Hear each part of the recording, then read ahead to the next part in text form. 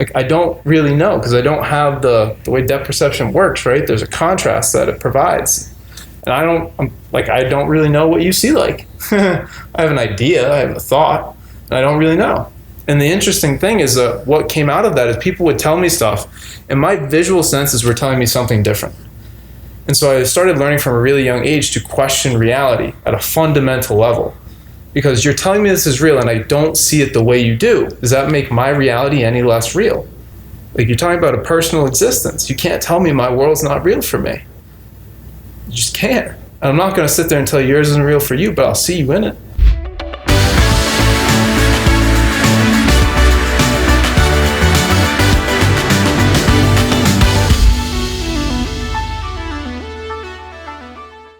What's up, guys, and welcome to my latest edition of Inspiring Interviews.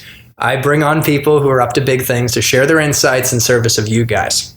Now, I'm really excited about my latest guest, Josh Keane. He's a good friend, and second of all, he's a life design coach. Josh, what the hell does that even mean?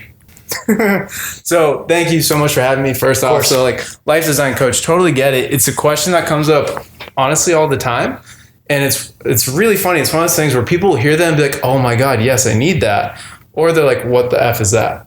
And the easiest way to describe it is really what I do is I work with people to help them discover for themselves what they're capable of being, help them figure out where they're at, and whether the behaviors that they have today will actually help them get to where they'd like to be, or if it's sabotaging them in the pursuit of it. And if it's the latter, I help them deal with the limiting beliefs that have created those self-sabotaging patterns of behavior, such that they are then free to really create and live the life they love. Interview over. You know what? That was so much in just a few simple sentences. I love how you boiled that down so succinctly, and it's a testament to your expertise in this area. So how did you get to this point of being a life design coach? What was your path to getting here? Yeah, my path's probably not that different from everybody else's. I grew up in a south of Boston, an Irish Catholic family, so there's a certain dogma I was subjected to growing up. And, I figured out at like age 13, I really didn't like that. There's a lot of guilt associated with being Catholic, right? You just had to find your sins and flagellate yourself for them. And so that led to depression, insecurity, anxiety, lack of self-confidence. But I had this roadmap. It's called school, right? You go to school for 18 years. Then you go to college for 4 years, right? Yeah. You go to college for 4 years. And then like after college, you go into the working world and you go there for 35 years, 40 years. Then you retire somewhere, probably like fat, drunk on a beach, just chilling out, right? And that was this is like, all right, Josh, here's your roadmap that you go and live by, right? Generic life, like easy bake life right there. And one of the things that sort of immediately threw a wrench in that was like when I was 5 years old, one morning I woke up and I just couldn't see out of my left eye, just totally gone. And to this day, the doctors don't know why. They have a couple theories, but there's no evidence of anything other than that the retina, which gives it blood, simply just detached. And they tried multiple surgeries to repair it. None of them worked. Now, I have a story about why that is, and that's great, and I'm happy to talk about that another time, but it's not that important. What that did, though, is I went on steroids as a 5-year-old, and, I think people get from watching Barry Bonds and others, like what steroids can do at any age, and just imagine when you're actually still growing what that can do to you physically. So for myself, I had a massive physical transformation at age 5 where I put on 50 pounds. Wow. I didn't recognize myself in the mirror anymore. So literally my self-image it was immediately changed at age 5.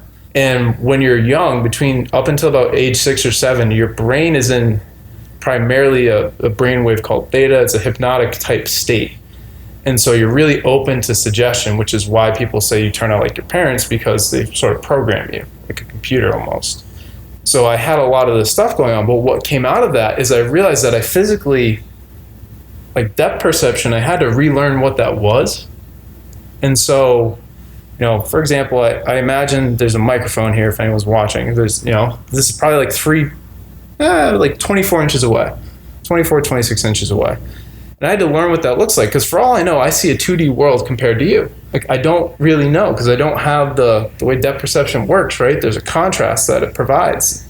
And I don't really know what you see like. I have an idea, I have a thought, and I don't really know. And the interesting thing is that what came out of that is people would tell me stuff, and my visual senses were telling me something different. And so I started learning from a really young age to question reality at a fundamental level. Because you're telling me this is real and I don't see it the way you do. Does that make my reality any less real? Like, you're talking about a personal existence. You can't tell me my world's not real for me. You just can't. And I'm not going to sit there and tell you yours isn't real for you, but I'll see you in it. And so for myself, one of the things that came out of that is like, I was afraid, for sure, because you're 5, you got this clunky eye patch, you don't recognize yourself in the mirror. Transferred schools because they wanted to keep me back, even though I completed the curriculum with an at-home tutor by February. Like, all this junk that I was going through, and at the time I just really wanted to watch 101 Dalmatians. Like, I didn't really care about that, right? It's a great cartoon, man. WB. And shout out to WB, right? Yeah, that's funny. Saturday morning cartoons. So yeah, that's a lot there. What comes to mind? Yeah, what's incredible is you don't know that this eye is permanently damaged for the rest of my life. Did you know that? I had no idea. So whoa. And I think I shared it with the audience. I was in Boston in a bar, sober. I actually had been diagnosed with a life-threatening blood clot 2 weeks prior, and so I was on blood thinners, and that's partly why I was sober. And I hear a commotion to my left, and a bouncer's wrestling a drunk guy out the door. I hear a bang. I guess he threw the drunk guy into the door, shattered the glass, the metal hydraulics broke, and a piece of metal was flung right into my right eye. It was the most painful thing I ever felt. I almost threw up, like, right in the moment, and I didn't throw up till later in the hospital. They gave me morphine. It did nothing for my pain. But I was on morphine. That's kind of cool. It was an interesting feeling. So the point is, I think we're literally discovering this right here in front of an audience that, I actually have one eye that is permanently damaged. Yeah. I don't know that it's to the same degree, but what I found after that experience is that although my literal clarity of vision was lacking, my clarity of vision for my life had expanded and increased. And after that setback, that shaped me to reevaluate my life and how I looked at things. I got a promotion at Oracle, which put me down the path to Google to ultimately meet you in Landmark. Yeah. Personal development program that we're in that is life-changing. I encourage you guys to check it out. I found clarity after that. What did that look like for you? Pun intended, what did that look like? Right. Did you find clarity? What is clarity to you? Yeah, clarity, I mean, I'm a huge fan of definitions. For anyone that knows me, and there's some lovely people in the room who I'm sort of talking to, the great camera crew that you got working here. You're awesome. So when we say audience, guys, just to let you know, I'm so fully invested in you in this conversation. So, and you guys are obviously important as an audience, and so I just really hope that I really am here for you now. And when it comes to clarity, the definition is just to see things, to perceive them as they are, to see things clearly. And then you say clear, and it's perceiving to the truth of, right? And so my core tenet is to be lucid and have clarity. And so then the next question is people are like, well, lucid, and they're like, dreaming? It's like, well, sort of. Life is but a dream. Row, row, row your boat gently down the stream. And we're going down the stream of life. And people have forgotten that life is a dream that they get to create. And so lucidity is, by definition, having the full use of one's faculties. So what's a faculty, right? It goes in this big dissertation around definitions, but these are all words that we kind of know, and we've forgotten the definitions because we just habitually use the words in a context. And then forever forward, people have a context attached to a word. And the word doesn't come with context, you create it for it. And so when we say faculty, it's just the ability to do something. It's like you have the capacity for something to get done. So you have a faculty of vision, I have a faculty of physical sight. And what I realized is that literally my physical faculty was different than your physical faculty. So there's two very different and coexisting physical phenomenon of a reality. And that's how I say it now. That's not how I described it as a 5-year-old, obviously. As a 5-year-old, what showed up was a lot of fear, insecurity, and self-doubt. I was I didn't recognize myself in the mirror. As a 50 pounds weight gain for anyone would be noticeable. For a 5-year-old, it's like massive transformation. So I didn't want to be seen, right? I just didn't want to be seen. When you don't want to be seen, you don't really want to be heard. And if you're not seen, you're not heard, you're never understood. And so the thing was, I was really good for myself at being able to see the pain that exists in others through my own experience. And I was also really good at not letting you see my pain. And so the big shift that happened for me in my path was about 2 years ago, I hit what most people would call bottom. And what I mean by that is, I did the roadmap, right? 22 years. I was going to be a doctor of physical therapy, right? I'm a big fan of science, big proponent of science and health and promoting well-being in the world. And my family growing up, my dad was a carpenter. My mom was a stay-at-home mom for a while, and then she eventually started taking different jobs, but we were never what you would call wealthy. And at the time, I fell victim to that in the sense that I allowed myself to think I was poor. And I say poor, like $20 was a lot. That was just the environment I was in.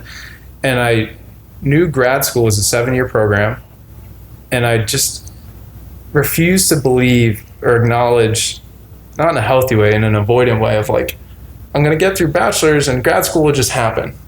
And I didn't want to put any planning or preparation or thought to it. It was really just like, I knew there was a problem that was going to come from that, and I didn't want to deal with it. And so what happened is I got to my senior year and I realized there was going to be no money for me to go to grad school. And my undergraduate degree is exercise science, which if anyone ever has an exercise science degree, there's really like 2 things you can do with it. You can become a personal trainer, or you can go get a master's in something. And we ruled out grad school. So it was like, you can go be a personal trainer. And myself, I did a clinical experience in college, and I realized that was absolutely not what I wanted to do. It seemed like the most boring thing I could think of. And so I was like really depressed. I turned 21 and immediately started taking advantage of my Irish heritage, embracing that, right? Because no one calls you an alcoholic in an Irish family. And so, yeah, massively depressed. And of course, I thought I was going to be able to go to someone else to make me happy. So I started a relationship. Great idea. Poor.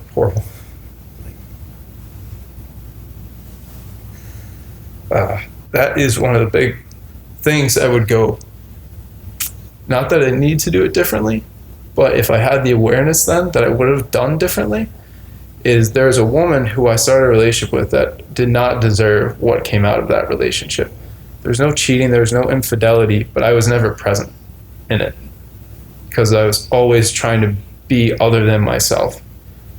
And if I'm other than myself, I'm never here with you. And so that was, whatever you call a typical sort of a relationship that you might imagine with anyone who calls himself an alcoholic is, codependency, anxiety, emotional disconnection, isolation, so all this stuff. And one day, it's about 25, and I've always had a certain level of intelligence. Even when my eye and my physical faculties seemed to be doing some weird things, my mind always seemed really sharp. I almost skipped a grade. I was good at math. I could learn things quickly. I can memorize things quickly, and like it's kind of effortless for me to the point where it really annoys the people around me because they're like, my sister specifically is like, God, I hate you. You're so smart. And I'm like, I love you too. So intelligence, the mind is sort of like, in college I got fit again. So I'm fairly fit now. I weigh about 160. And in college I was around between 165 and 180, depending on the year and whatnot. After college, put on about 30 pounds, so got up to 210. So during that time frame, even though I knew nutrition and I knew all this stuff, right? What showed up is I started having night terrors, acting out on my dreams, like to the point where I'd be sleeping and I'd like come to in the middle of throwing a pillow at an imaginary giant spider, like from Harry Potter. And it's sort of like, okay, noticing this, and it started happening more frequently. And I started to get scared in the sense, like I was living with my girlfriend at the time, and I'm thinking like, what if I like do something in my sleep and hurt her? Like that would be awful. That would be terrible. And thankfully that never happened. However, one night I woke up standing at the door, and I was standing at the door of our apartment facing it because I had just sprinted in my sleep from the bedroom to the door because I thought there was an intruder in my dream. And the fun thing about the brain is it doesn't know the difference between imagination and reality. Like the physical faculty of sight and the mental image, the brain can't tell the difference. So it makes them both real for you, and your body will physiologically respond to that. So I literally sprinted and like came conscious at the door, and I'm like, this is messed up. Like, what is happening here? This is abnormal. Those are all the thoughts going through my head. And so I sort of made a commitment. I was like, I'm going to research this tomorrow. And if you Google acting out on your dreams, one of the first things that comes up is precursor to Parkinson's, Alzheimer's, and dementia. And for someone who banked on their intellectual capacity to get them through every single situation in life, regardless of what it was like having your entire world ripped out from under your feet. So for myself, that was the first moment where I literally looked at myself as a human being and said, oh my God, if this goes away, who am I? And it was in the space of the who am I that I discovered who I really was, who I really am. It's constantly evolving. And it was also in that space that I took time to get clear on what health looked like. What did a healthy diet actually entail? What did a healthy exercise regimen? Because I studied this in school, but again, the education system is bought off by lobbyists and corporate interests and things like that. So you're not really taught what you need to know. And so I went through this experience of having really what was my ultimate winning formula of intellectual capacity being like shaken, that foundation. And I'm grateful for it because now I'm clear, A, it's preventative, like Alzheimer's, Parkinson's, dementia, the science is coming out. Food can prevent that absolutely 100% without a doubt, and I have absolute clarity on that. Hence why I eat the way I eat now. And so that was turning point number one. Yeah. Started looking at my health, and looking at my health is started saying, well, if I'm going to have great health, what would it look like to have a great life? Started asking those questions. What would it look like to enjoy my career? What would it look like to enjoy my relationships? Because again, I wasn't present in my relationship with that woman. So what would it look like to be present in that relationship? And then I started going about for myself, showing up differently in these areas. And what seems sad to me is like, I ended up evolving out of alignment with that relationship. So like I ended that relationship, and there's nothing wrong with her. There's absolutely nothing wrong with her. It's just like what she was looking to get out of the relationship was no longer what I was there to give. And so moved to the city of Boston because I had been living in Rhode Island previously. Went into a new career in tech, made oodles of money, and was more miserable than ever before. I was healthy and miserable. I was rich and miserable. And I didn't get it because I thought health and money, wealth and health were going to be the keys to happiness. It occurs to me the reason I'm kind of weaving this story in such this way is like a lot of people out there don't clearly know what the purpose is. They just know a lot of what didn't work for them. And so if I look at it, it's like I'm sort of painting the backdrop of like I did all the things everyone else told me I should do that I'm supposed to enjoy, and there was no joy in them for me. And so it's kind of like this what the F moment of like, I've been fed this load of bullshit my whole life. Like, what do I do? And so I navigated a lot of different areas really quickly to say like, okay, is happiness here? Is happiness here? Is happiness here? Is happiness here? Is happiness here? Is happiness here? And lasting happiness is nothing that you find, it's simply what you create, was the ultimate conclusion that I came to. And that conclusion came after back to the story, bottomed out a couple of years ago, where made $130,000 in less than 12 months. First time in my life, again, coming from that family background, that was like, ooh, money was like guaranteed you could get happiness, right? Ultimate lie. It can help you get access to the things you enjoy more often, freely, with gratitude. Like money's a wonderful thing. Money in and of itself is just a resource. And if you're resourcing it to perpetuate miserableness, you'll get more miserableness with your money. If you're using that resource to create more moments of happiness, great, you've just used money to get happiness. Yeah. The money it's neutral. It's irrelevant. It doesn't care. So I went through a 12-step program for drinking. And in that 12-step program, again, the Irish Catholic upbringing, I was like, no, thank you. Like, I don't need that self-flagellation. To the point where it's like, I felt guilty about having sexual thoughts. Like, I'd see someone attractive and I was like, oh my God, am I a sinner? Yeah, I know people like that. I was raised in a pretty conservative Christian upbringing. I'm not projecting that onto anyone in particular that I know. However, I've observed it. Yeah. And I even, when I was younger, felt that way. And no one said to not think sexual thoughts. I just interpreted Catholicism that way. And so in that interpretation, it was really confining and constricting. And I felt ashamed of myself almost all the time because, like, there's a lot of beautiful women in the world. Fuck, what do I do? That's true. Thank you, Lord. Yeah. So that warped my relationship with what we come to call God. And if you've ever been through a 12-step program, or if you're unfamiliar but you're exploring it, it's this idea that there's a greater sense of self, a greater element of spirituality. And I say spirituality, it's really like there's life and we're all a part of it. Undisputable.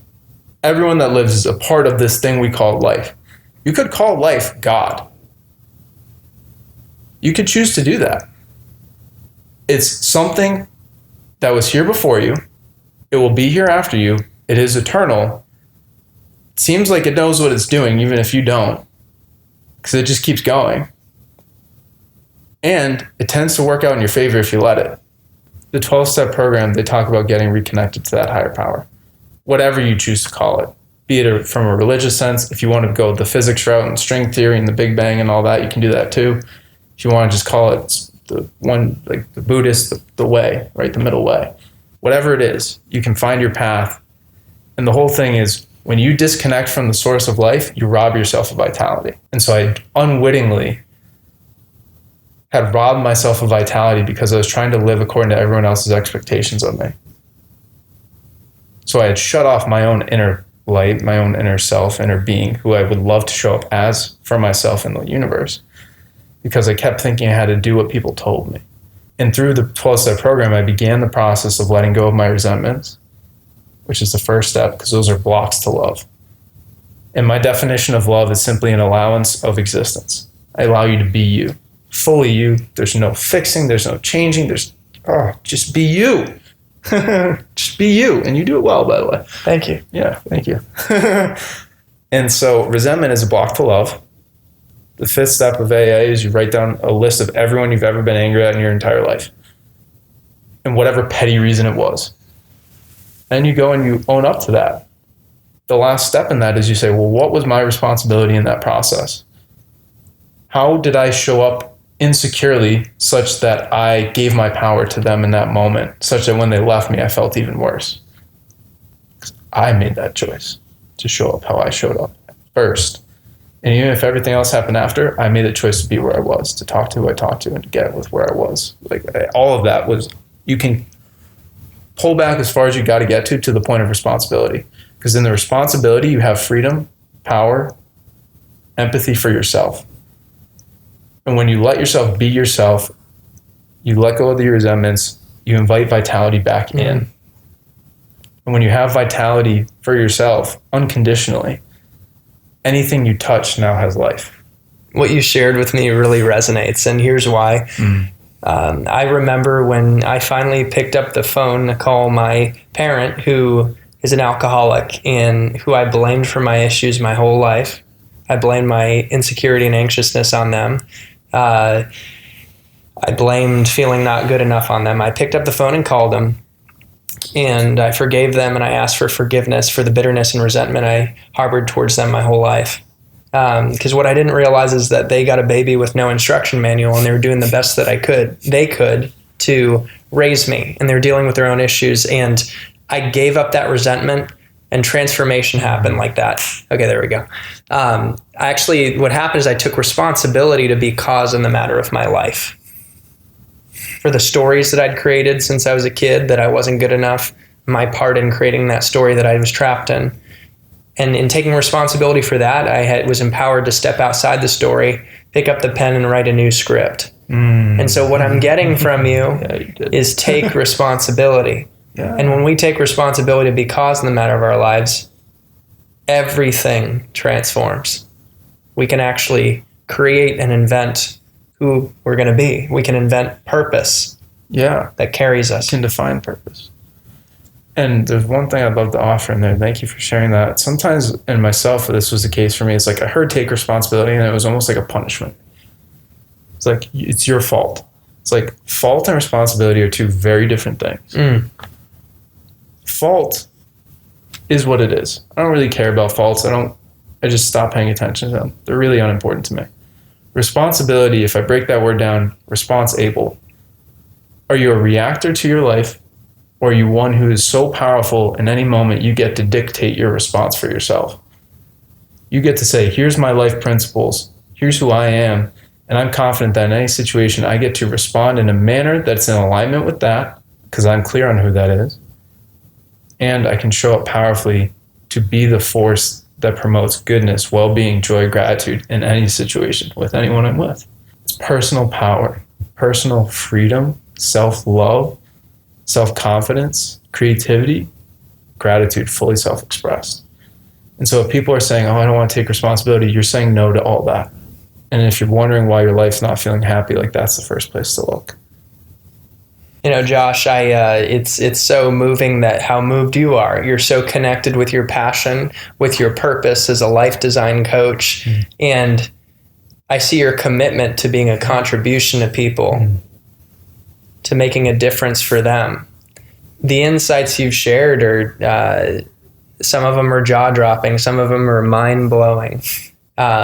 Your perspective's incredible. I feel like we connected. This just has been an incredible interview. So I want to finish with this. How can people find you who are looking to design a life that moves and inspires them to find purpose, where you can come in and be a friend and be a support system for them? How can they find you? Yeah, I appreciate the question. And this is a great opportunity for me to out myself in that, I've been saying I'd like to make a contribution to people, but I've been afraid to. Because for myself, the story I've been telling is like, if I make a contribution, the story in there is like, am I better than you? Because I don't believe that I'm better than anybody. I fundamentally don't. Like, we're all of the same, whatever the milk chat, like whatever, same universe, right? We're all the same energy, the same thing in the field. We just have a different perspective, and your perspective allows you to see things differently and in advanced ways where my capacity there is a little bit lower. And I just have a unique perspective in one or two areas that I'm happy to contribute with. And so I've really been hesitant to put myself out there on social media. I have a YouTube channel. It's called The Evolution of You. I think there's 2 videos on it. I'm committed to getting that consistently going. You can find me on Instagram, Joshua D. Keane. Make a daily post, inspirational quote. Sometimes it's just a question to get you guys thinking for yourselves so you can discover for yourselves.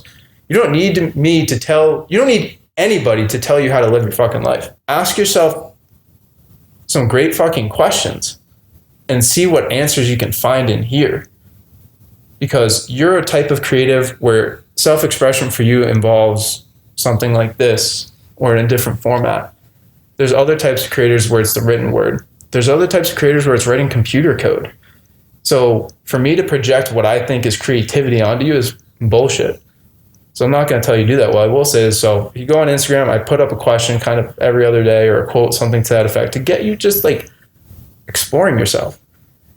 Because when you become the master explorer of your own life, every day is one of love, joy, curiosity, bliss, benevolence, gratitude, appreciation, because you're always learning something new about yourself. I am so excited for you. Guys, this channel, what Josh is up to, I'm going to speak on your behalf. It's the end of self-help, as if you're someone who needs to be helped. And it's the beginning of self-discovery and self-exploration to confront your natural power. That's beautiful. Taking that. Your natural creative power and express that. And I want to end with this. It took me 3 months to start my YouTube channel. I was terrified. I cared so much about what you guys thought of me, what you thought of me. I didn't think I was good enough. And I finally did it after a glass of whiskey, a friend consoling me, and someone sent me a video of Gary Vee, his first ever video with his wine show. It was like a wine show. He looked a little disheveled. It wasn't that great. And then he sent me a video of Gary Vee with millions of followers. You got to start somewhere. This is your time to shine, man. And I'm so excited to see you flourish. You got 2 videos, and I can't wait until that's 2,000. So here's to your success, to mine, to the pursuit of what's possible, to taking moonshots. We're both committed to supporting you on that journey. And just know we love you guys. Peace. Hey guys, thanks for coming on the journey. If you liked my content, if you liked the video, show some love and smash that subscribe. It's a small click for you that makes a big difference for me. And if you want to check out some more content and get some more doses of positivity, check out some of my other videos and tell me what you think in the comments. Love y'all. Peace.